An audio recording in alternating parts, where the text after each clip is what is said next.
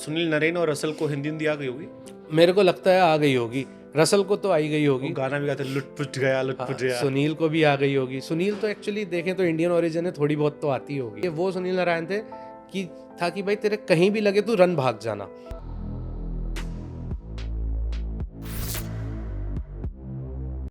अब तो सुनील नरेन और रसल को हिंदी आ गई होगी। मेरे को लगता है आ गई होगी। रसल को तो आई गई वो होगी, गाना भी गाते लुटपुट गया लुटपुट गया। सुनील को भी आ गई होगी। सुनील तो एक्चुअली देखें तो इंडियन ओरिजिन है, थोड़ी बहुत तो आती होगी।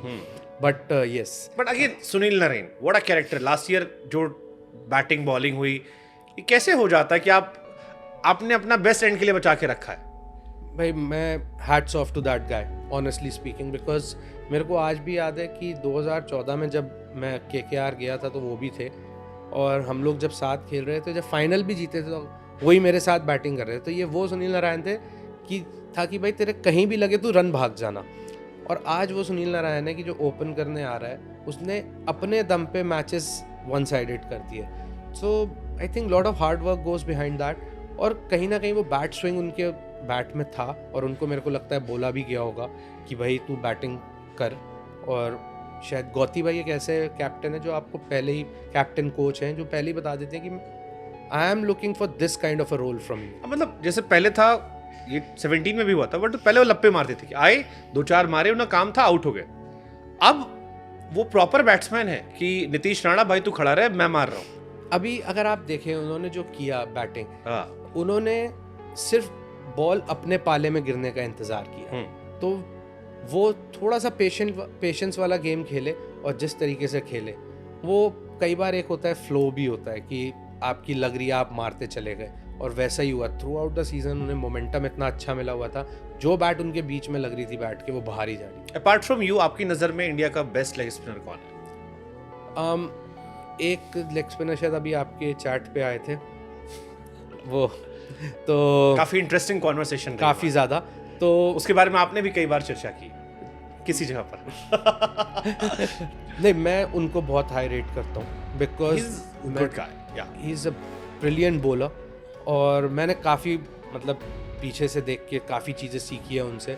और अभी Yuzi, obviously the way Yuzi is bowling, Yuzi is also, because अगर आप यूजी देखें वो बहुत ज़्यादा वेरिएशंस यूज़ नहीं करता, लेकिन वो जिस तरीके से दिमाग से खेलता है, I think he is brilliant. अगर मैं दोनों को ना मिल रहा, अमित मिश्रा या युजवेंद्र चहल भी, आई वाज डिसअपॉइंटेड कि वो भी 60 में नहीं थे, जबकि वो काउंटी खेल रहे हैं, वहाँ 5-5 विकेट निकाल रहे थे।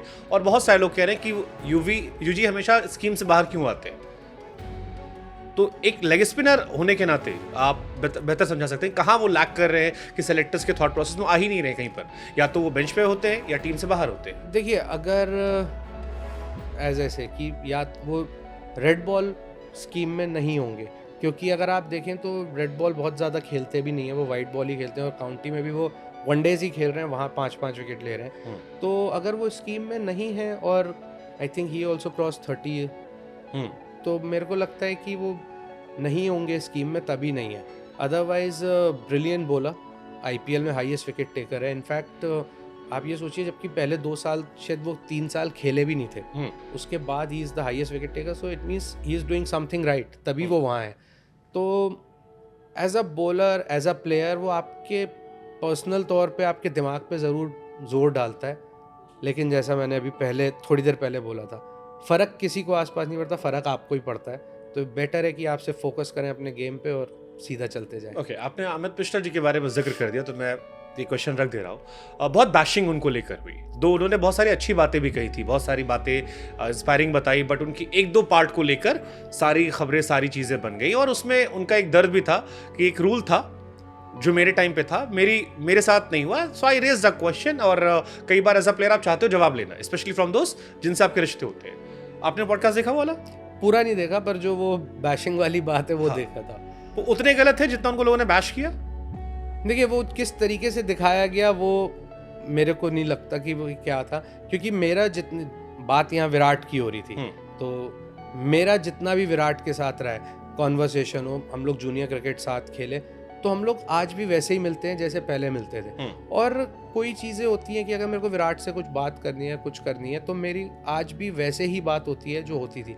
तो सबका अपना अपना परसेप्शन होता है। कई but he was not the first guy. ये पॉइंट में इसलिए, क्योंकि अमित मिश्रा यहाँ है नहीं, उससे पहले युवराज सिंह सर ने भी ये बात ऑलमोस्ट रेस की थी और एक दो प्लेयर्स और भी रेस की थी। सो अमित मिश्रा ने हर जगह उन्होंने बहुत सारी तारीफ भी की कि how he developed as a cricketer, fitness को लेकर कितना रहा, ही सो इंस्पायरिंग फॉर मी।